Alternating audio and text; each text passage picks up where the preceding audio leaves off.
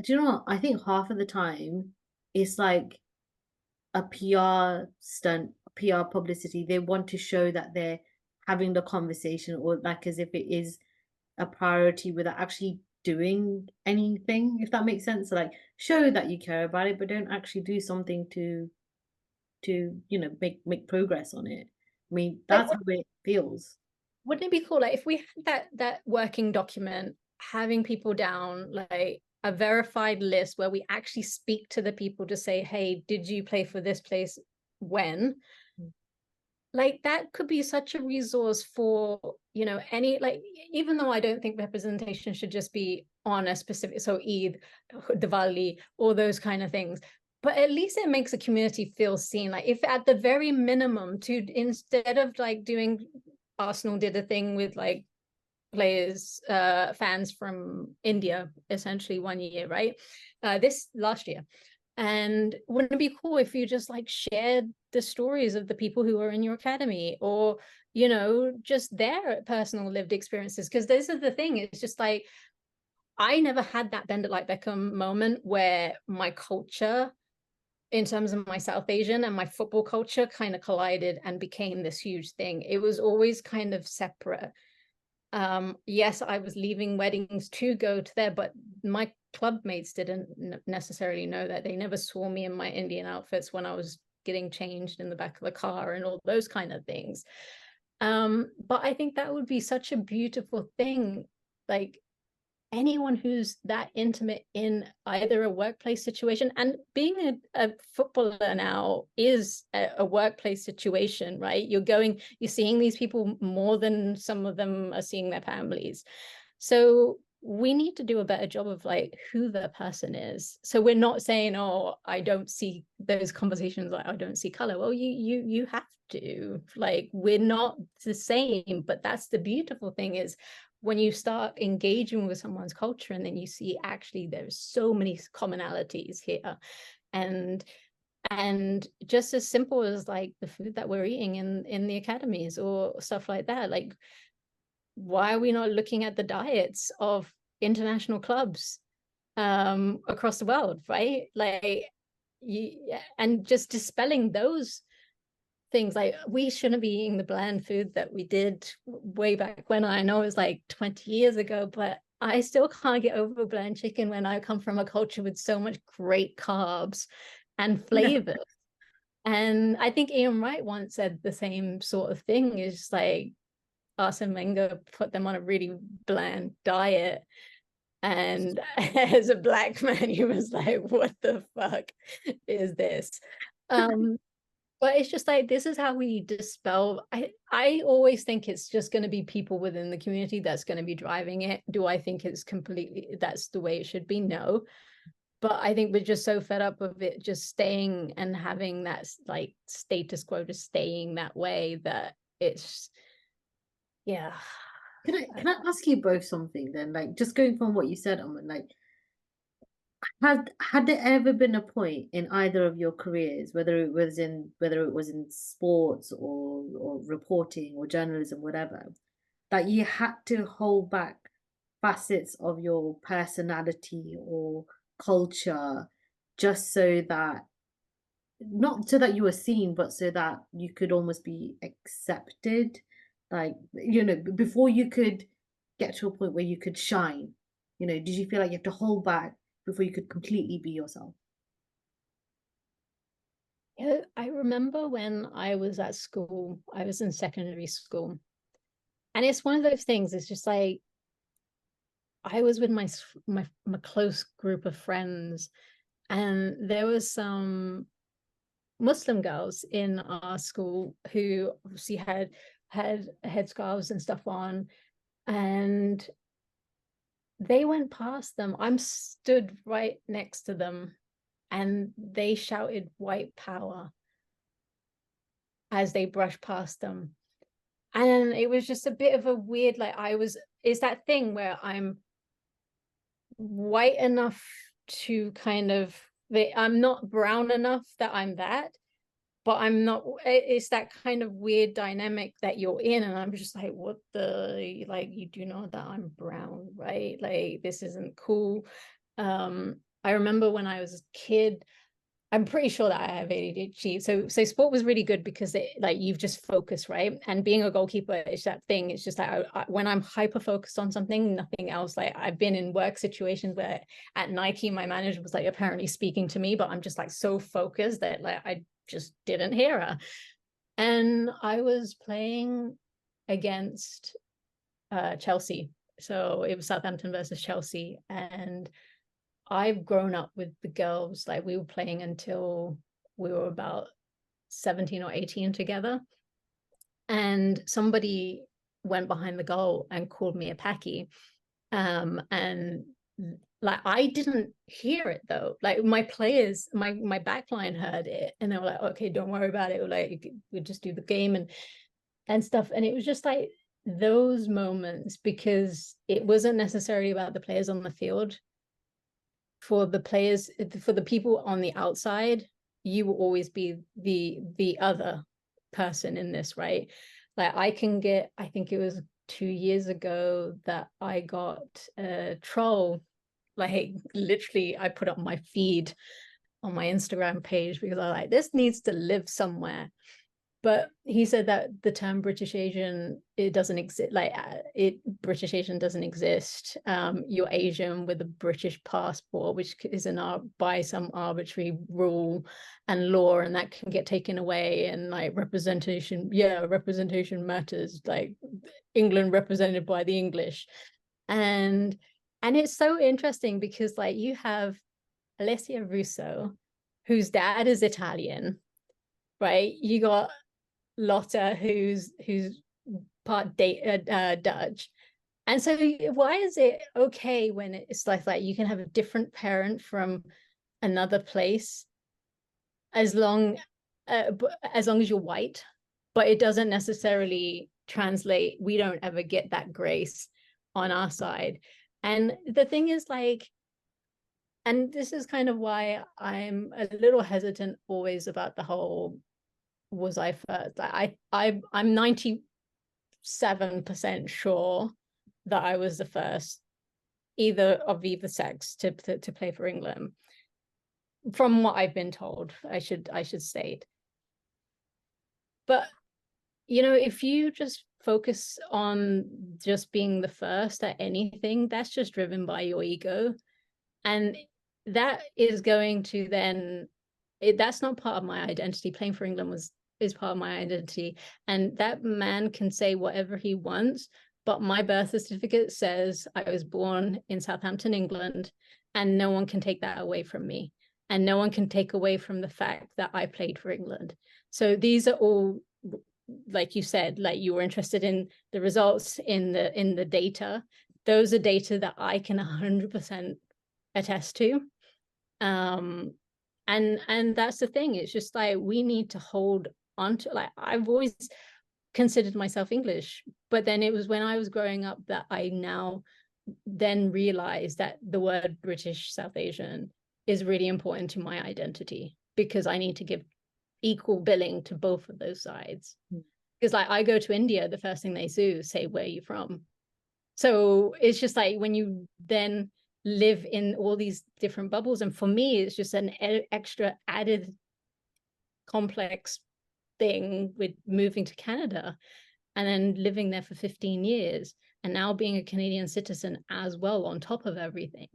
And then my connection to England faded, and it was just like, then it started feeling like I'm a tourist, that I don't have a place I'm in a hotel right now, right? I don't have a place to stay, whereas before I had a home, I had my parents, and I can go there, and all these things. But I also think that sport is that thing where it's almost means more when times are sad, or there is a point in your life, because it just means so much more.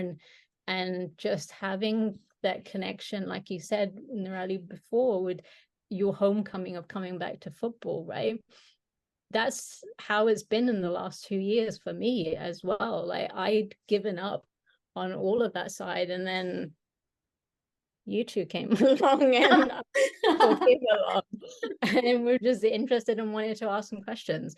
right? So I just think that, you know, playing for England is not an easy thing. Playing for Arsenal when they were the best club in the country is also not an easy thing. I did it at the age of 16 and I played in the Premier League at that time. And for them to see your potential as a player, and there wasn't this whole thing where it's like this check mark of, oh, that diversity quota, which I'm very hesitant about of even having that, because I think you need to provide some therapy alongside that if you're going to go down that route, because I would hate to think that I'm literally I'm only in the team because of my ethnicity and my color. Like in our day-to-day lives, how many times are we already the first at things? There's a certain sadness. Like we go into a room and we're the only ones, or we're the first person to be on this, or we're the first person to do that, and we're 2024. So there's a sadness that comes with all of that as well, of being the first. And I think until the floodgates come, like actually open, there is always going to be that sadness that comes with that. Do you know what? My sister was saying the same thing actually. She was like, why does it have to be that you have to be the first? Why can't it be the norm? In that it is a sad thing that you have to that you're able to say you were the first brown person, the first South Asian, the first, to do that, when it almost shouldn't be something that you're proud of. It should be something that you're almost like, oh, actually, why is it that it's the first? It shouldn't be the first in this day and age. It should be something which is regular, and it shouldn't be a token. Do you know what I mean? It shouldn't be a token person. Oh yes, we've shown diversity. Here is our resident brown person. Do you know what I mean? Like it shouldn't be that way. Looking back at my career as well, and being from Southampton,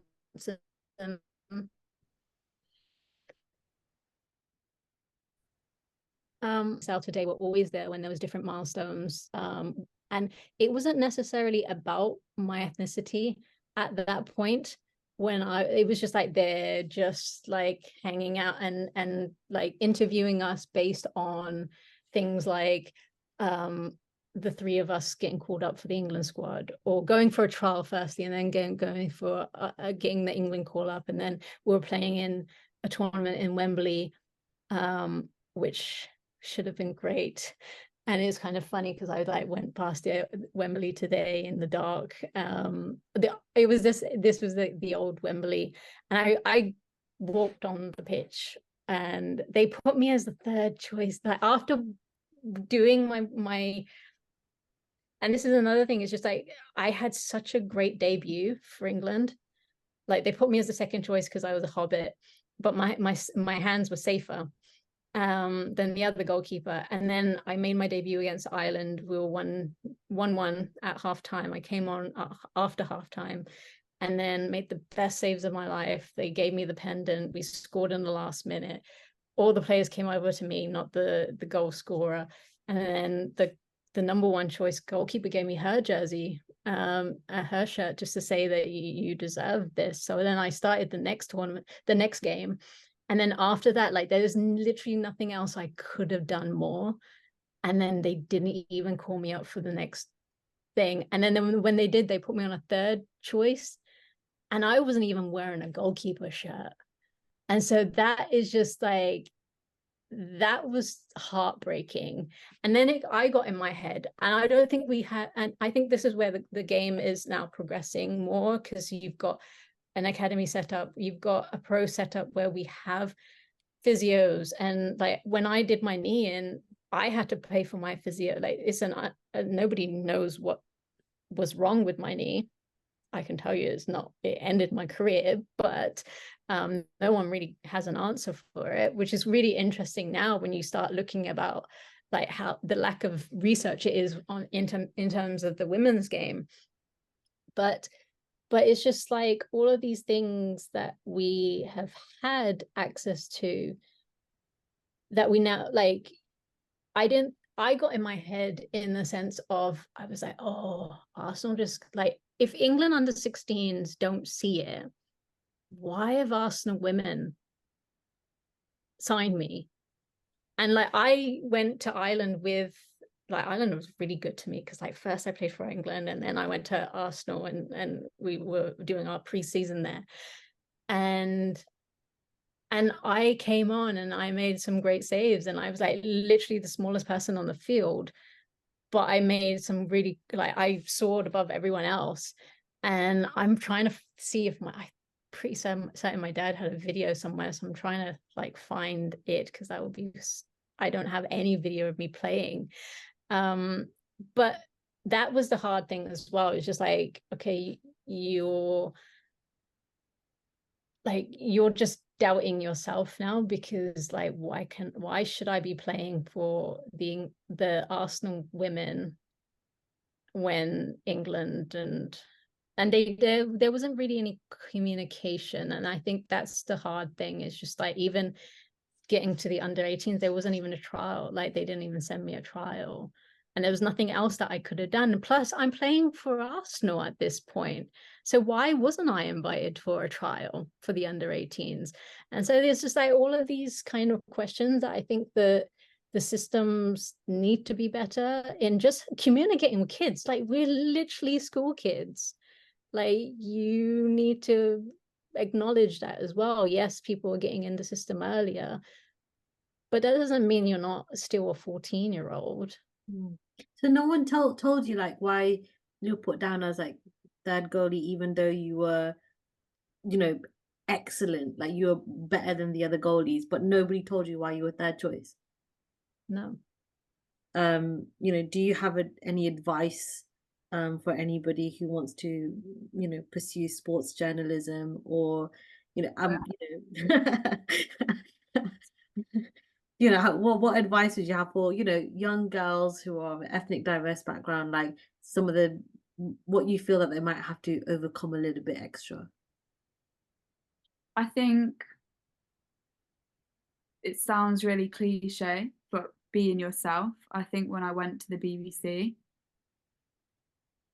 and I don't think this is like exclusive to the BBC, I think it's the industry, but I think I just thought I had to like become a white man, or I had to become like one of the lads, or I don't know, like I even was dressing in a way that like I'm a tomboy, and I wear trainers all the time, and I wear like baggy trousers and crop tops, and like I just stopped dressing like that when I started working, and I just wasn't me. So I think just like be yourself unapologetically, be your authentic self, but also know that like that's what makes you incredible in this industry, because you are different and the industry needs difference, and it's a superpower really. And I think like I love that I can chat to people about things and they trust me, and they know that I'm going to handle their interviews with care. So like it's a weird industry. It's like it's a weird space, and sometimes I just think, why am I here? I'm gonna last like another year and then I'll just quit and go and travel the world or something. But it's incredible, and it's a total honor just to be able to tell stories. Some of the stories that I tell are just amazing, and yeah, it's a complete privilege. So yeah. Brilliant. Thank you so much, Miriam, honestly, for being here. I appreciate the time that you've taken out to be here. And I look forward to more conversations. Obviously, we'll see you at the weekend, and you know, touch base there as well. But I'm looking forward to seeing what Brown Girl Sport has got for the future as well, because again, it's amazing work, like all the collaborations and everything that you're doing, and just bringing all of the voices to the forefront. And that's exactly what we need. And the more that we work together, the more that we collaborate, the more that we, you know, shout from the rooftops and just make everything heard, the more successful that we're going to be. And like you said, if we get more allies, then that means that we're going to be successful as well. So good luck for the event at the weekend, and I'll see you there. And yeah, so but yeah, we'll carry on a little bit, and then obviously I'll edit things and stuff like that. It'll be fine. Thank you so much, guys. Lovely to speak to you, and see you the weekend. See you, Bye. Maria. Take care. Bye. Yeah, so Aman, so they didn't tell you why you were third choice. It's interesting you say that, because when I was speaking to another South Asian footballer quite recently, she was saying that actually every time she came on, she excelled. She was always the goal scorer, the one that made the difference on the pitch. But they never put her as starting, and they never would tell her why she was never starting, and they would always bench her, always. And she always felt like as if there was like an undertone that it was because of her race. And although, like, I feel like as if racism nowadays is like almost so subtle, it's not people don't say it, but you know that there is that systemic racism that's sort of happening throughout the system. And she certainly felt it. Anybody who I've really spoken to have said very similar things, whether they're professional in the sport or not professional in the sport. They've all said that they felt like as if there has been like the undertone of racism, that there is a reason why they're not playing or why they don't get as many minutes and things like that. And I think it's the same in the men's game as well. I think somebody was saying that although a lot of South Asian males have signed to professional clubs, they're not getting minutes. Well, I was in the England youth setup since the beginning in terms of all the training camps and stuff. And so firstly, like, to go through all of that and then to not hear was a huge kind of thing, especially when you're the kid that just wanted to play desperately for England. And once you do it, then you just want to keep on doing it, right? And obviously I was a lot smaller than other goalkeepers. And I think that was another thing. It's just like going to every training camp and you're 14, 15, 16, you're going to keep on growing. And there was this thing where I was constantly made to try and touch the crossbar and in front of everyone. And it's just like those little elements as well of stuff that just isn't just good for your self-esteem in there. And before my debut, the assistant manager came over and she came to our hotel. We were staying in a hotel, so a couple of the girls were there, and then she asked to speak to me, and she was like super great. And I remember her taking me to the side. We sat on the stairs and she explained that, oh, by the way, tomorrow you're going to be playing. And there was just a lot of communication just to kind of set me up mentally that I'm going to be making my debut tomorrow. And it just went so well. And she was one of the first people that she literally handed me the pendant as well. So I knew that she saw it. She saw me in that moment. But then to just not get called up firstly, and then get called up, and then you're just like, they didn't even give me a goalie shirt. And I know right back then, and we were just wearing like the boys hand me down. So we were in a 14 to 16-year-old girls in a men's extra large. Like these are all part and parcel of what it's like when we were like training and stuff. This is the progress in the sense of having kit. Like, how important is it that you have kit that actually fit you and that you were able to perform in? And so they didn't have that. Like, I know that when I was in England camp, I've got a sister who's 4 years younger than me, but everyone thinks that we're twins. And she was also a dick who literally wore a Scotland shirt, even though she had no association. She wore a Scotland shirt during. So people, I don't know if like Hope Pal thought that I was the traitor in the camp wearing the Scotland shirt, but then like I'm pretty certain that she saw both of us together, and there's me in my England tracksuit, and there's my sister, my saboteur of a sister. And but then again, that's not something that you just stop playing someone for. Or at least you just invite them to the next under-18s trial or camp. But that didn't happen. And so I'm not really sure what happened at that stage. I don't know. I don't even know if like my dad sent a note asking for feedback. I'm sure they get a lot of disgruntled parents. I'm not really sure. I don't really have that information at hand. And so it was just like, at that point, it was just trying to work hard, get all of the Arsenal kind of training and game minutes in. And then after that, it was just like full system go in terms of getting my scholarship in the States and getting prepared for that.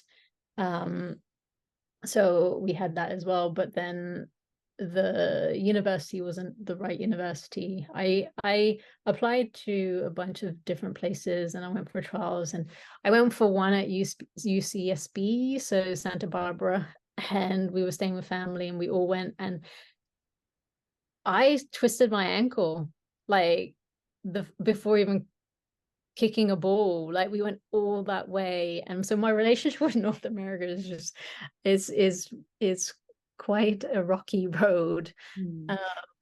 Did you get much strength and conditioning as a kid? Like, you're saying like you've been in the training camps and everything like that from such a young age. Was strength and conditioning a thing there, or is that something that they only did for like the boys? Like, I was in the system since I was 6, and then I was playing for a team at the age of 10. It was more running. It wasn't necessarily strength and conditioning. When I was going and with my goalkeeper coach, which was all private, then there was like the medicine ball coming out and lots of like different strengthening things. We were playing on sand and running on sand when we were in the Bournemouth youth academy kind of side of things as well. So we had those kind of things, and they also put us in like a swimming pool, and we were just kind of running in the water essentially and stuff. So we had those kind of things, but not to the and I don't think they had the knowledge as to the physicality of boys and the anatomy of boys versus us, and what the differences are. Like, I think it was just a standard thing that was designed for the guys that was then given to us, but we didn't have the same things or regularly, and that would be really huge as well. Like, I dislocated my shoulders multiple times, obviously being a goalkeeper. When I played for England, I was recovering from a dislocated shoulder, and I still managed to play well. So I was all strapped up. So, but again, it's just anytime there was any physio and stuff, that wasn't necessarily given to you by your clubs. That was all out of pocket expenses. And Was that for you as a girl and the guys would get something different, or was it no, across the board? that was across the board. Like, in terms of if I was injured, and if I had, like, for instance, I dislocated my shoulder when I was at Southampton, then I was like, my parents had to pay for my physio. So we never had those resources. We need to also remember that we never had the facilities that the boys had. Yes, we were affiliated to a men's team, but it was mainly just a name. Like, it was the same coaching staff that we had before with Red Star Southampton. It was all of these kind of things. You don't necessarily you had like a magic sponge coming out. You didn't have a physio coming out just to assess you. It was a very different game to what it is now. Yeah. Sorry, still recovering from this cough. Jeez. So, I mean, it sounds like as if there's been like a lot of progress, especially like from how it was to what it is now in terms of the tailoring to the women's physique and everything like that. But there's a lot of work that we have to do around the importance of diversity. And like we said, we don't want it to be like a token thing, we don't want it to be a metric that people are like, okay, you have a quota of X number of ethnically diverse people in your squad. I feel like as if it does need to be based on merit, but it's also thinking about how do we nurture and how do we create the access so that we're allowing, not allowing, but people have got the access to attend training and nurture that talent that they've got, so that we do see a more representative, more representation of what Britain actually is like. Do you know what I mean? Yep.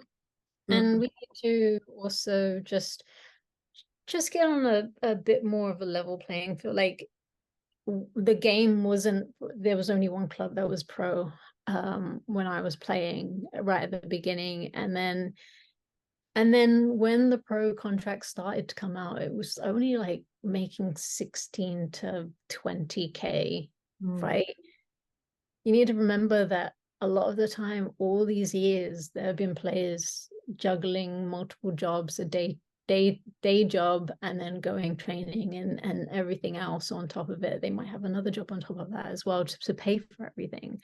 I never had a boot sponsor. I was very fortunate to be affiliated with Arsenal and Nike, and I should say a glove sponsor either. Like, goalkeeper gloves are really expensive. I was very fortunate just because my dad had a really good job that they were able to provide these things and make sacrifices on them, their part, so that I could, you know, have all the equipment that I needed to perform.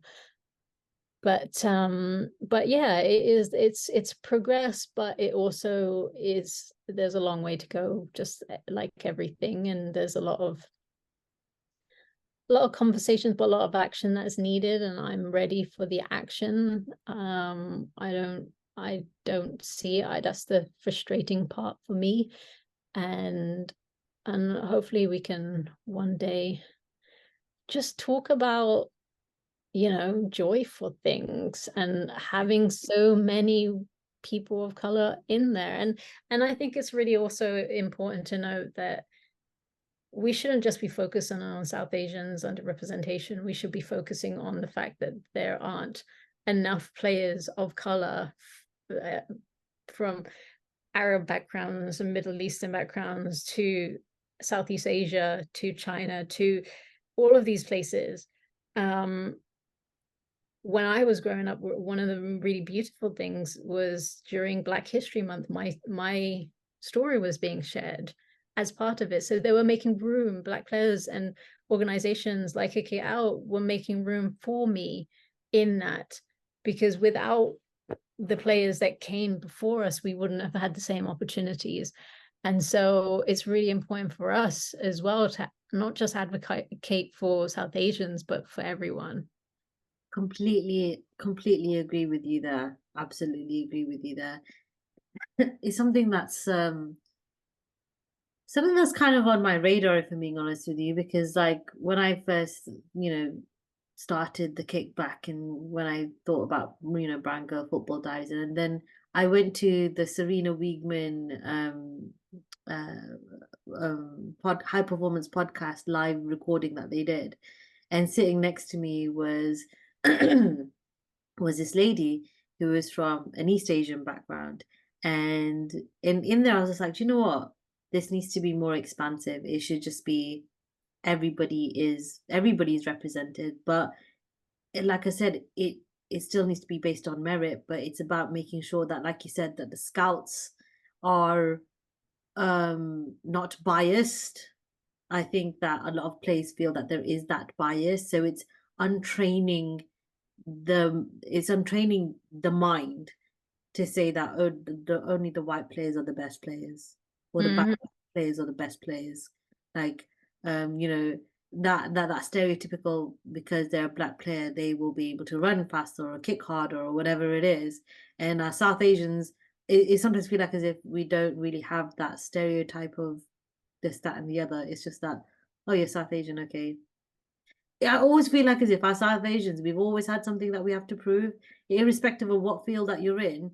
You always have to prove yourself, which is really annoying, if I'm being honest with you. Like, even in healthcare, it's always like as if you're either being used because you're brown and you're a girl, or that or that you're constantly having to prove yourself that you're just as good as a white person.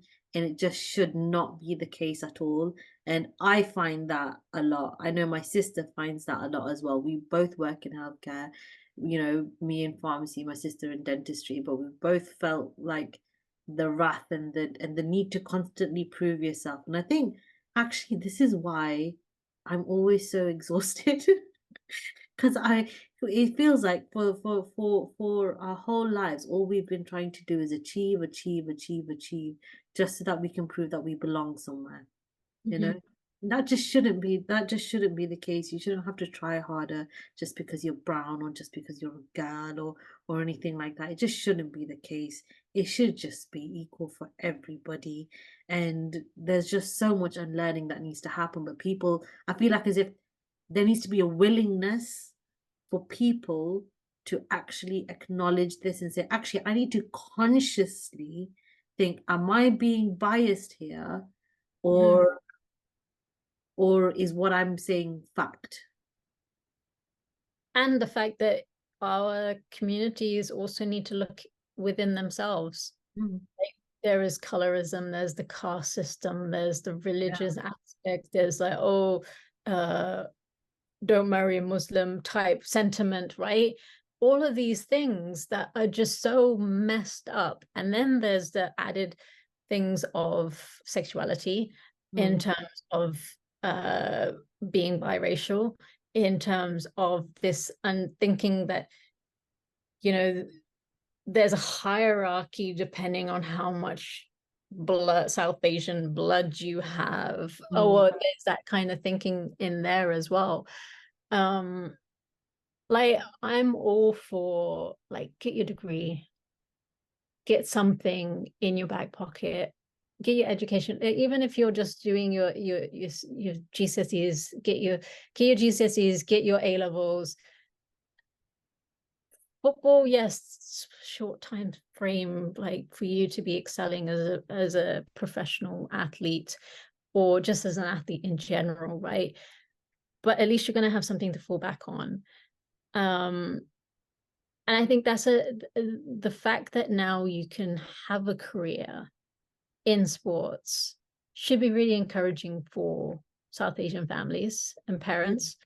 The fact that former players now can have a career past being on the pitch, that should also be really encouraging. There's journalism, pundits, there's like all of these kind of areas that people are now in this country still doing and being able to do, which is really encouraging. So there are positive aspects in this. But yeah, like everyone's got biases. Everyone's got prejudice of some sort.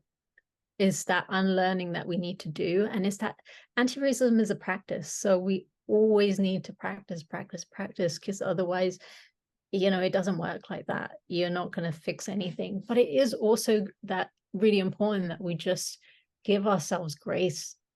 And sometimes we're just allowed to just feel joy, because otherwise, like, the world is so heavy all the time. For us to navigate in two spaces, to be multiple things at the same time, to all of these things, is exhausting. And like the comparison with how I feel in Canada, like, it's not been an easy ride. It's been a hard 15 years. But the racism is very different. At least over here, we know we have a racism problem in England, right? You can feel it a lot of the times. There's a hostility.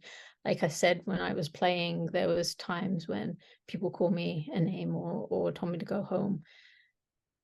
All of those kind of things. Whereas in Canada, it's so undercover, and there's this kind of facade that everyone's nice and it's a nice country and that people are polite and all this kind of stuff.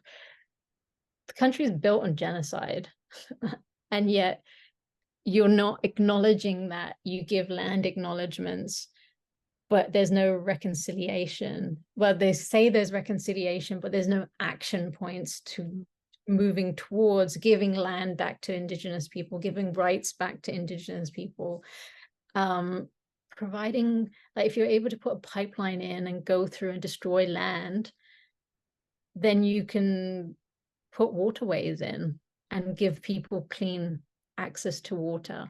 So there's like a lot of things, and it's just so exhausting because people don't think there is a racism problem. That is even more exhausting, having to teach people and just navigating it, because it's not out in the open. So you're just wasting all this energy just kind of going from place to place to place. And then like there isn't the same connection as what India and England has to India, obviously with colonialism and being ruled by the British Empire. Intimate foodways are made largely through war. Like if you see, America never had, and I say America because obviously Canada was once part of that, so it's the same source code. So America had wars with Japan, with Korea, with Vietnam, and those cuisines have trended, whereas there hasn't been that same connection to India. And so for me as a chef, it's really kind of interesting because I'm like, when is it gonna have this like turning point where it's on every street corner like it is in England, and it's everywhere, and it's like not necessarily cheap food and just like worthy of the same accolades, because it's really delicious and we've figured so much shit out, and we deserve our cuisine to be dubbed as one of the greatest in the world. But it's not like that, so it's just really frustrating. And I guess it goes back to the same kind of things, like if you've been semi-invisible in terms of football, but you're excelling to a point of representing your country and playing for the best team in the country as well, albeit if it was only a couple of seasons and stuff, but I still did it.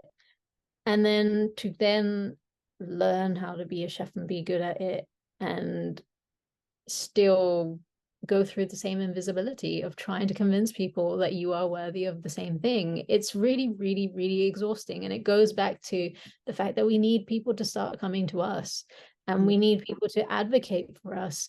Like it shouldn't always be there. And at the end of the day, they got people who have done these things that have made history in different ways that they should be utilizing.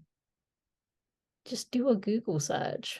Just Literally Google, that's it. Just Google. Oh gosh. I mean, we could talk about this forever. We could talk about this for ages. Let's be honest. And there's so much interesting stuff and interesting perspectives that need to be considered, because it's such a complex thing. It's such a complex issue that needs to be addressed. And I feel like as if a lot of the time it doesn't get the attention that it deserves. And I feel like as if this time I still feel like as if even though we've been talking for ages, we've literally only touched the surface. It still feels like, and obviously there is still so much more work that needs to be done. And I promise you, I'm trying hard to talk to the right people, get into the right spaces, and things like that, just so that, do you know what it is? I just want to feel really proud to see some like represented on the pitch. Do you know what I mean? Like, I don't know why it hits me so much, but it really does. I think when that moment comes, I will most probably cry, because it's just it's pride, isn't it? You just feel so proud of that. Just to sort of end the podcast though, Aman, like, what advice would you give to young South Asian ballers who are, wanting to come up in this industry, and what do you think that they need to do to make it? The first thing is obviously learning the language of football from a really young age. I was getting coaching from the age of 6. I was in a system that was affiliated to a men's team from the age of 10. that was really huge. So there is like getting into an academy of a team as young as possible, start learning the drills, developing yourself. Like it's a lot of work to train, to do all of those things. And we've spoken about so much of my journey in terms of the things I had to do to even play for Arsenal. So just work on yourself. And I think it's just really important to remember why you love it. Just always remember, like if you don't love it, you don't have to do it. That's the thing. It's just like you sport should be one of those things that just brings you joy. And I think especially for young kids, like to put so much pressure on yourself that you have to do this and you have to do that and you have to, you know, get a pro contract, and you're just putting so much, when obviously now we have social media and that's really draining for people's mental health and just not very good in general for the state of humanity. So it's just really important just to be, you know, believe in yourself. Believe in yourself, and when other people see it in you, hold on to that, because it will just remind you and be that thing that you have next to you and that you just want to keep on going. And it will just, like with everything, sport has its ups and downs. You might not be playing very well, or you might be playing excellently, and or you might go through an injury, and there's just so many, like it's a roller coaster of emotions. So I would say definitely like keep on working hard, get into a system as young as possible, and just watch the game, learn the game, find out what you like about each player, and what attributes and what you can glean from them and their careers. I'm just sick and tired of hearing that even the young kids, like Ella Toon, is just, she has the same issues of not having access to the sport, not having a girls' team, having to play with the boys, and then getting to an age where they're saying, no, you can't play with the boys anymore. So now, you know, there's lots of great things that the Lionesses are doing in terms of advocating, making sure that girls have access, equal access to sport, are playing in schools. Those things are really important, grassroots development thing. And then everything else just kind of comes from there. But just work on yourself and get the foundations right. Then they can't touch you. Like Sam Kerr, who can touch Sam Kerr, right? Nobody. That's the thing. Like nobody even knew or doubted her ability because she's South Asian, because they didn't know. And now just her presence alone as having one of the best players in the world with South Asian ancestry is huge. And I don't care if anyone's going to be like, oh, but she's only part in. I don't care. Like it doesn't matter. Like we shouldn't be putting that. That's the old school thing that our parents and their parents and those parents, like that's not our experiences as British Asians.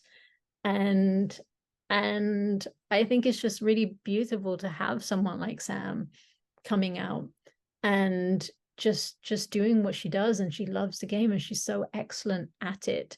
So just like now we have role models, we have like legit role models who are just cool. And I think that's a turning point, right, of having role models that isn't Apu or the Indiana Jones and the Temple of Doom, like monkey brains eating Indians, or they're eating snakes. And like, I haven't ever done any of that in my household. I don't know about you, but No, I didn't do that either. right. And so it's like, I think the more stories we can tell about our nuances and how different we are, and just focus on our humanity and our just what we contribute. Like I didn't like going to the Golgotha growing up. I was a kid who cried just to get myself out of going to the temple. But the concept of seva is so ingrained in me. It's seeped in, of selfless service and looking out for your community. And I think we need to hold on to all the great things that our culture does bring, and that would, when people start putting two and two together, and start really looking and wanting to be curious about us, we will contribute more than they would ever know. And I think that's our superhero power, is just knowing that we have all these identities and all these stories, and that's a beautiful thing in itself. And we belong and deserve to be in football and any other sport. And you know, we have all of the little things in place. I think we also need people advocating on our behalf, and everyone needs a helping hand, right? Like that, there's no shame in that, or ever asking for help. Like, I wish when I wasn't playing well, or I was in my head when I was just like tossing up between, you know, why am I playing for Arsenal when they're the best club, and like England don't really want me anymore, and I played the best that I've ever played, and all this kind of stuff. It would have been so lovely just to have someone who was older, who gone through it, just to talk you through it. And I think that would be a big thing. But there are people in the industry that you can reach out to. So I guess don't be afraid to, like, what's the worst that can ever happen? Someone says no, or they don't have time. You know, that's not on you for asking a question. That's a great thing, just to ask the question. And I think this knowledge sharing is just so important. No, absolutely.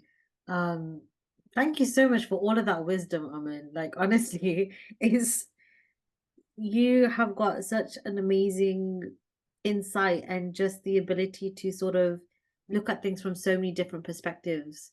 Um, I think is absolutely phenomenal. Um, I have to ask this question because I just want to know really. Who's your favorite female footballer at the moment? Oh, at the moment, I thought you were gonna say, oh, All time. at the moment,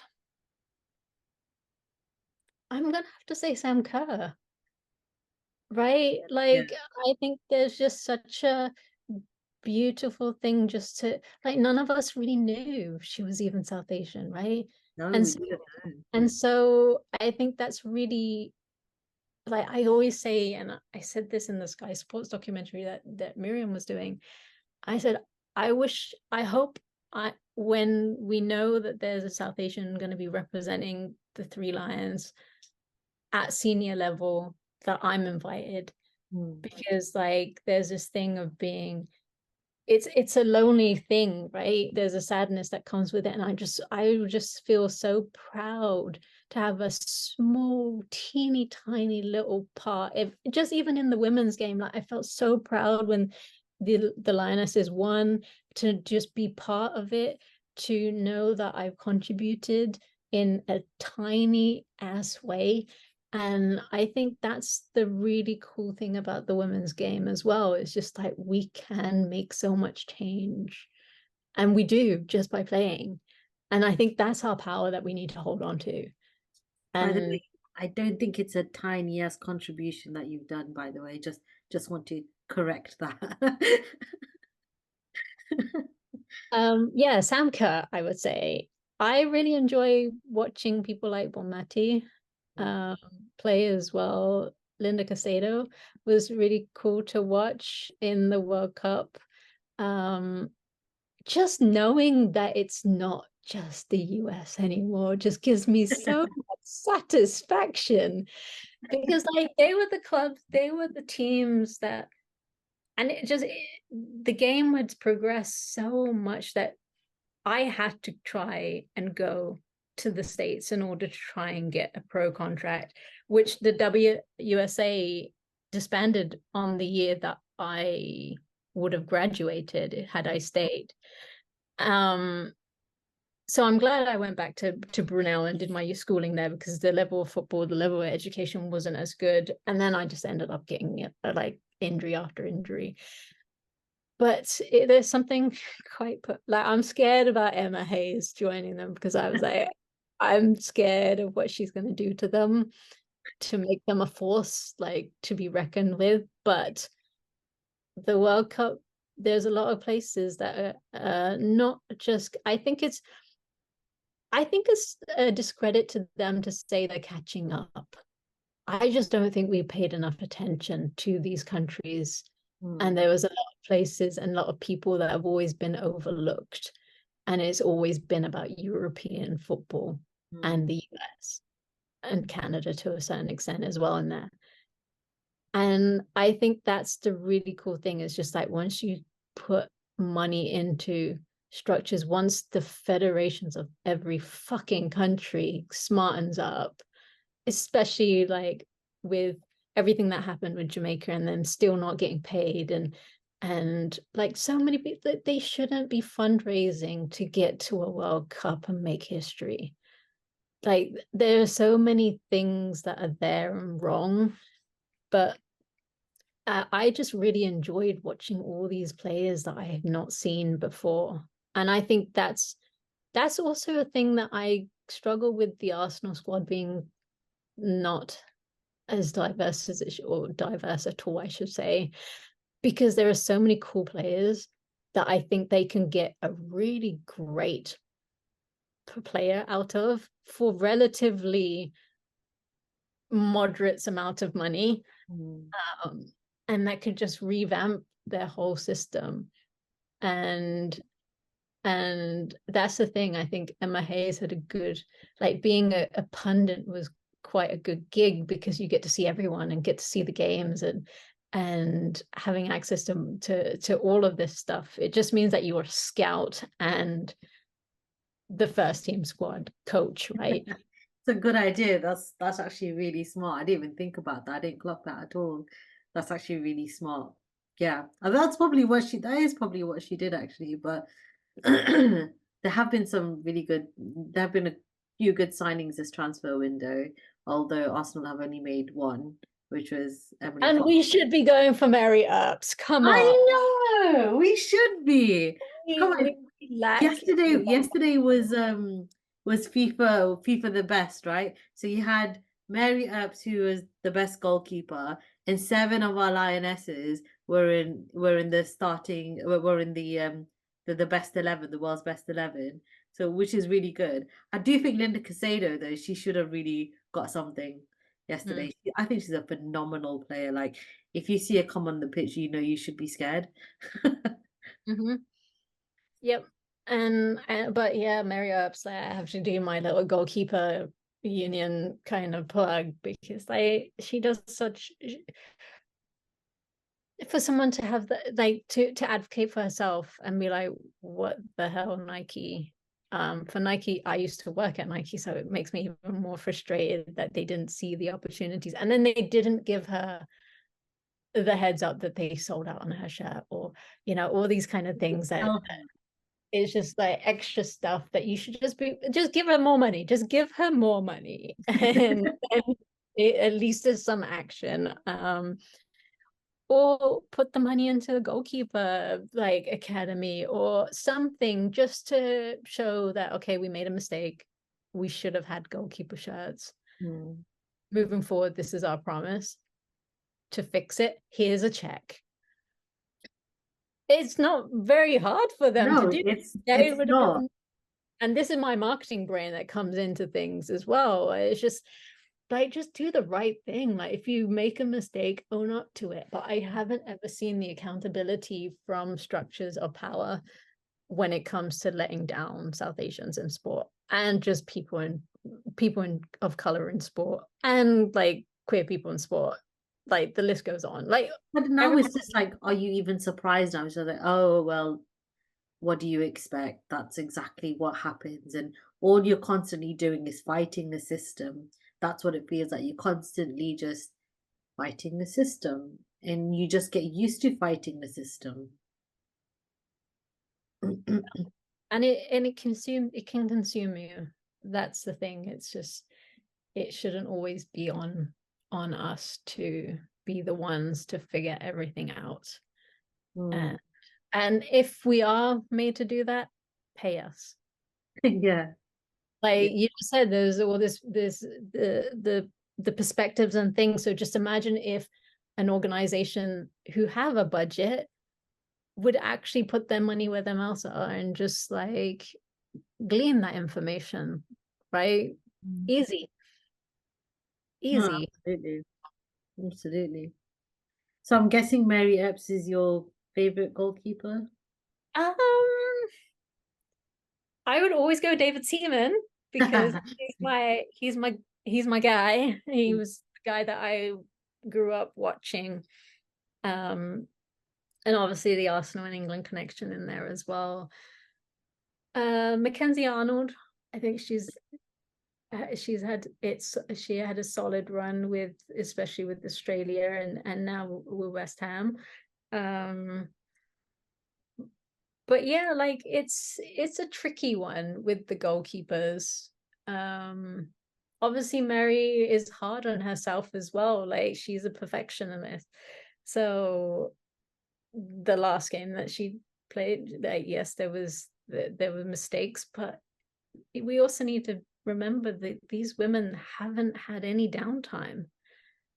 Right, the game is progressing at such a fast pace that they're putting so much strain and pressure on the players without giving rest and recovery, and that's why we're getting so many players that are injured as well. Like we see that. I think it's really great to have so many World Cup based the Road to World Cup kind of documentaries, like the Matildas had one, the US one was I took pleasure in watching them rewrite the whole idea of their three-peat. But like it was a complete mess, that documentary, but I did enjoy the ins and outs of the relationships and knowing, how much she hasn't had any time off, and it's not surprising to me that she's done her ACL. No, and that's the sad thing about it, but hopefully I just want people to invest. If you can invest on this research for now, identifying that there's a problem with the women's game and ACL injuries or injuries in general, and there hasn't been enough research in terms of the women's side of things and anatomy and everything.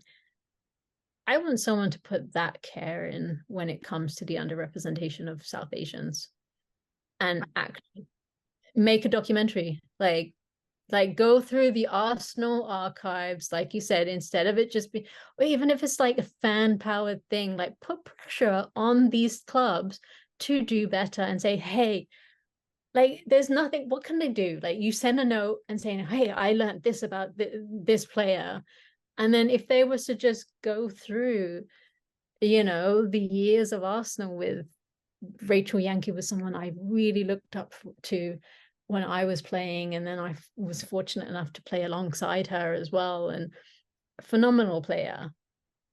And then it just like there was always kind of just one for a really long time, and then yes, in the reserves there was a few more players like Alex Scott and Anita Ashante and stuff, but then to now be in this position where it's just like there's so many. After the World Cup we could have signed so many cool players, and not just because, not for a tick mark in diversity. I would be very weary, like if I was a player now and I was drafted into the Arsenal squad, I wouldn't want to be that check mark. Yeah. Because I can see myself being that kiddo and saying, oh, why am I here? Or is it because of this? And so I wouldn't want anyone to kind of go through that second gout. Like we go through so much, like you said, we have to prove ourselves so much. So that's why I say to young kids, just work on your game. Work on your game, then they can't say anything. If you're technically sound, you can't say anything. So at least you've got that, and you don't have to, and believe in yourself to the point of, own it. Own it. Like we're the South Asians in our culture, we're taught to be humble, we're taught to be all these things. And yes, do that. But also believe in yourself to the point and be like, I was good at playing. I can say that now. It was a hard thing at the beginning to say that. But but then at the same time, like I played really well for Southampton and for England, and then in training, but then it didn't necessarily resonate when I was playing for Arsenal. And that's also part of the game, and it's completely okay at the same time. But it's also owning, like, now that I look back and now that I see the game and seeing how everyone's got so many great opportunities, which is amazing. And I'm so proud that they have opportunities to actually be a professional footballer, which is something that I never had the chance to do and have a lifestyle that, like, you don't really want to be earning 30K, right? And living in London. It's not possible to live. And just have the one job instead of, like, all these women that I know have had multiple jobs while playing, which is remarkable as well in itself, to know that everyone has just had so many obstacles, but they just love the game that much. And I think that's a really important thing as well. It's just like, you have to love the game. Like, don't chase after it because it's money and you're able to be a professional footballer. Like, if you're able to do something you love, then everything else is a bonus.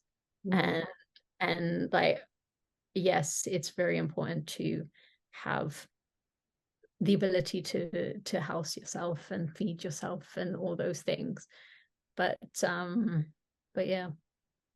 No, I agree. Football just brings a different kind of joy, if I'm being honest with you. Like, coming back into football, like myself, just like almost like a research basis, I suppose, and as a fan as well. I didn't realize how black and white my life actually felt until I found football again, and it just felt like as if all of a sudden everything felt brighter, if that makes sense. I think I'd been working so hard for so long, and like we said, like constantly achieving and stuff. I'd put myself into this state of like just autopilot, and I didn't realize how much was actually affecting like my mood and mental health and everything like that. That there wasn't anything on the side, but ever since women's football sort of like has been discovered, which is thankful to my friend, I have to say. She's a singer actually. Her name's Anita Lucky, so shout out to her. but yeah, if it wasn't for her, I don't think I would have even we wouldn't be sitting here having this conversation either. I wouldn't be able to say that like Lucy Bronze and Leah Williamson, they're my two favorite footballers. Although they play for different teams, but they are my favorite football, purely from a passion perspective, from an intelligence perspective, from the way they play football perspective, all of those sorts of things. They're just such well-rounded individuals that they're my faves. And now I can go to a match after so many years, and I can go with my dad again. Like, me and my dad hadn't been to a game since I was probably around what, 10 years old or something like that. And now me and my dad, we go to the Lionesses games, like, whenever they're playing and things like that, which is so, I want to take him to an Arsenal game next. But, and it's nice again that I get to share something with my dad, Yeah. it's to rediscover that again with him. And, so do you know what's really nice? There's two things actually that are really nice. Sometimes when I come home from work, my dad will be sitting watching TV, and do you know what he's doing? He's not watching reruns of the men playing football. He's watching reruns of the women's Arsenal team or Leicester team playing football, because he actually prefers to watch the women's team based upon skill. Do you know what I mean? And I come home and I'm like, oh, Dad, you want to? He's like, yeah, this is like a really good game, and this happened and that happened, and he's telling me all of these sorts of things. But even like today, there was a student that I was teaching, and I had my Barclays Women's Super League sticker book because I went and found some stickers and I wanted to stick them down and stuff. And this student, who is male, who is Asian, he turned around and said to me, "Oh, Miss," they call me Miss. Like, "Miss, did you watch the Arsenal women's game the other day?" I was like, "Yeah, yeah." Like, but he's a Liverpool fan. He said, "Oh, but they didn't beat Liverpool, did they?" I was like, "No, they didn't." And we were actually talking. I'm like, I've never been able to have a conversation with a young male South Asian person about the women's game, and they're talking. They know the players, they know how they play well and everything. And I'm like, this is such a refreshing conversation to have. Actually, I'm not just talking to other women who I know or the fans that I know about about women's football. I'm talking to men who are actually supportive of the women's game, who actually know the players, know both the men's and the women's game, which is so refreshing. And I was so excited by it. It was amazing. It's cool. Progress. I Yes. classify that as progress. But Progress. yes. But yes, we have spoken for like I think almost 2 hours now. I'm But starting to crash. yeah, you must be starting to crash because you've obviously just come back from a overnight flight. So Aman, I just want to say thank you so much again for literally like doing this and sharing your story, sharing your wisdom, like sharing your hope for the future as well, and what we need to do. Um, and I hope that we will see you more over here, is what I hope. Because I feel like as if actually I think we could accomplish a lot if you were over here. Actually, if I'm being really honest with you, I feel like you're such a you explain things in such an eloquent way and in a way in which it just makes sense. And I feel like as if we need I feel like you're a powerhouse. Like you're somebody who is capable of making like such a change. You've got such a dynamic voice, and it's always exciting to talk to you. So I hope we'll get to see more of you over here. And hopefully we can make a change together, and drive that change forward and really see something beautiful evolve. I always say a positive transformational change. That's what I would hope to see. So, Owen, I'm going to say good night to you. And I hope you have I hope you get a really good night's Well, I rest. hope so too. I don't know if I'm gonna be able to sleep, but I really hope so. Just make sure you just close all the lights, black out completely, wear an eye mask, everything like that, and get a good night's sleep. And I will see you at the weekend though. I'll touch base about plans and stuff, but yeah, but I'll see you at the weekend. Thank you so much for being on the podcast. Thanks for having me.